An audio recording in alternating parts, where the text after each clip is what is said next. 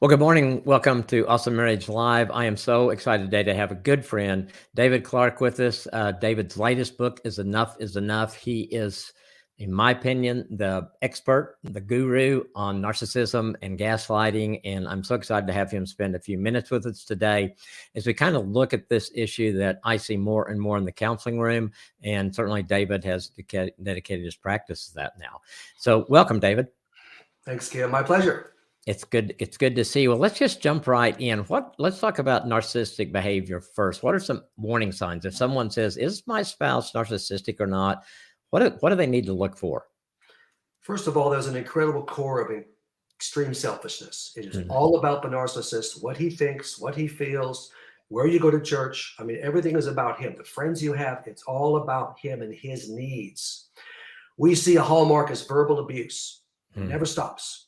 Maybe brief times when it stops, but it comes right back. He's going to hold you down. He's going to criticize you. You're never good enough. There's no empathy. He doesn't care about your feelings. He has no capacity to feel bad when you feel bad. If you feel bad, that's your own dumb fault, even though he's created your bad feelings. Yes. I mentioned the controlling behavior. The silent treatment is a hallmark. If you say something he doesn't like, if you don't meet one of his needs, then you'll be punished. He might yell and scream, but more likely he'll just ignore you and freeze you out days, weeks at a time. You're just going to be punished. And then when he's done punishing you, he acts like nothing's changed. There's no working through the issue. He's just like back, and you're supposed to snap right back. Let me take a quick rabbit trail. Okay, so most of the people I've worked with who were married to a narcissist would say when they were dating, before they were married, none of these behaviors were there. And so I think a lot of, if it's the women we're talking about, which my experience has been, it's mostly women that I've worked with, is that they think, well, he'll come back to where he was before we got married. That's what they think. It is wrong thinking. So during the dating, he can pull it together. He can be charming. He can be. They're wonderful. I want to marry that guy. He's that good. Yeah. But you've heard this a million times, Kim, so have I. 20 minutes after the wedding. Yes. A weekend. Boom. It's like a switch going off. And now he's who he is.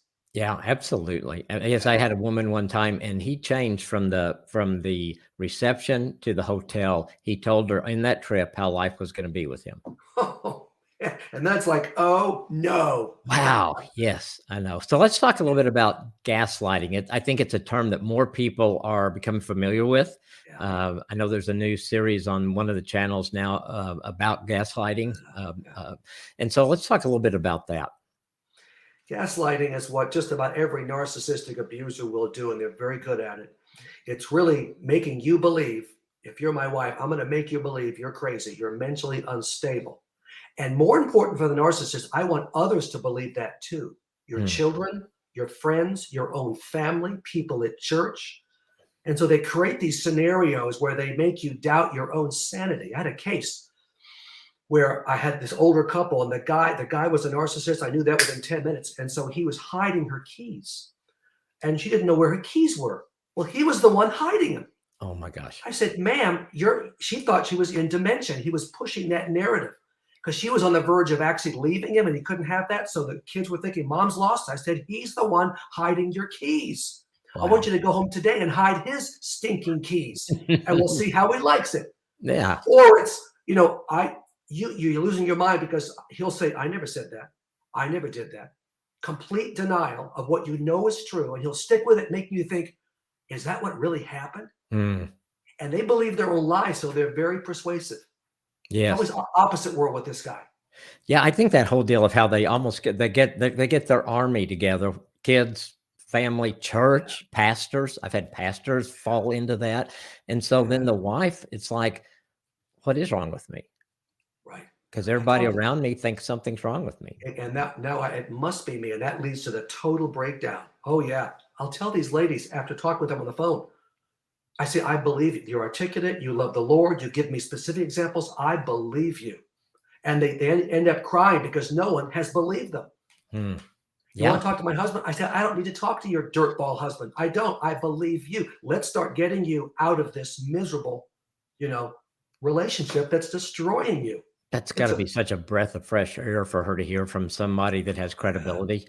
Yeah. Oh, they can take it to the bank, and it's a great feeling for me. I'm like what you're doing. I'm God's mouthpiece. It's God doing it, but it's like, listen to me. God is telling you, it's okay to get out. I want you to get out.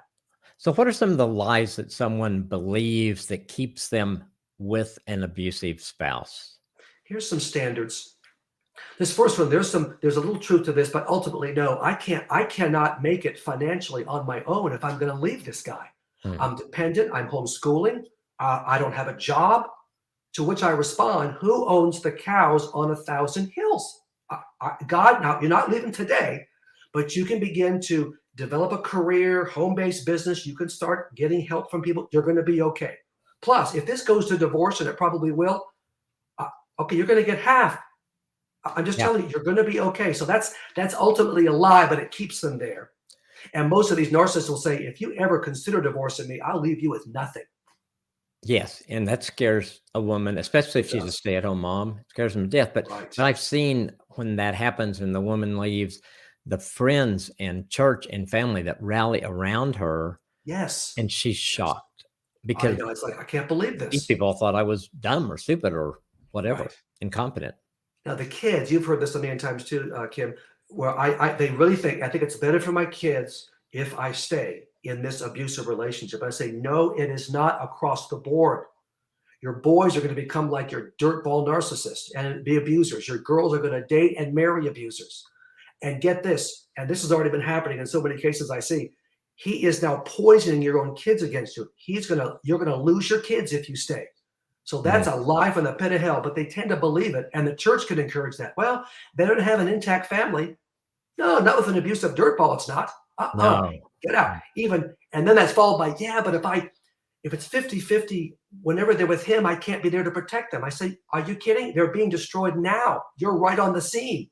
At Yeah, least half the time, you're going to have them. You can control your home, and it will make a big difference. absolutely, absolutely.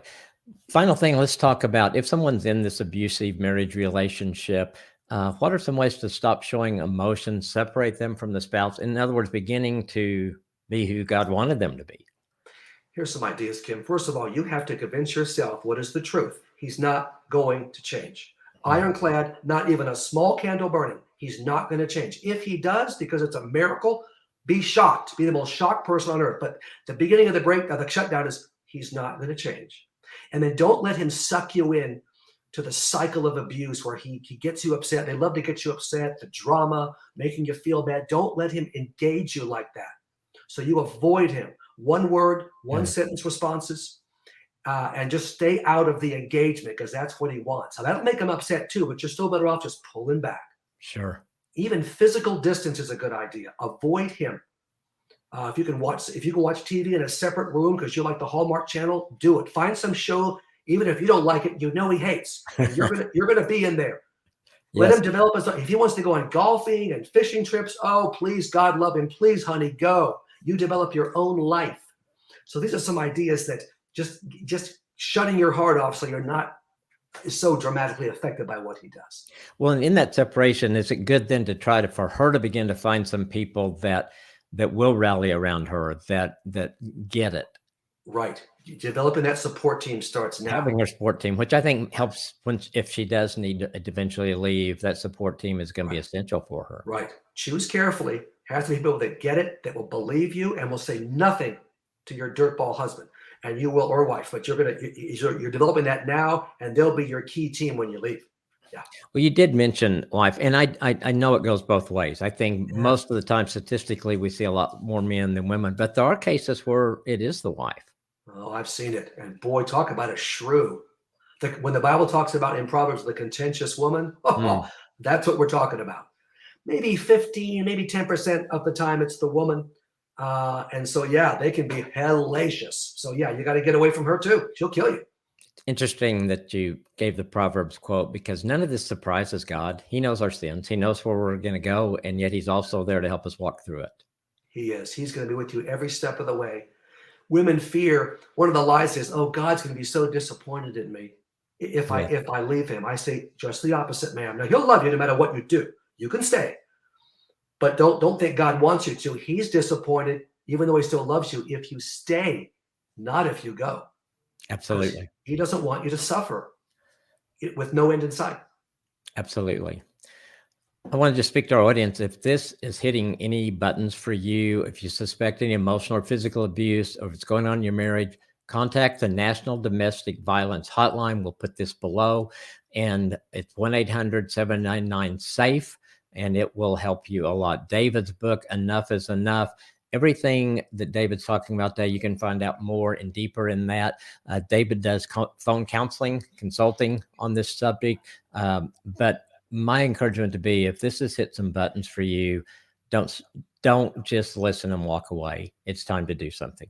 David, it is great to have you as a friend. It is great to have you on this time with me today. Thank you so much for spending time with us. Well, thanks for having me. I like you, Kim. I like you. I'm just telling you. Thank you. I like you too. And I respect you. Thank you. It goes both ways.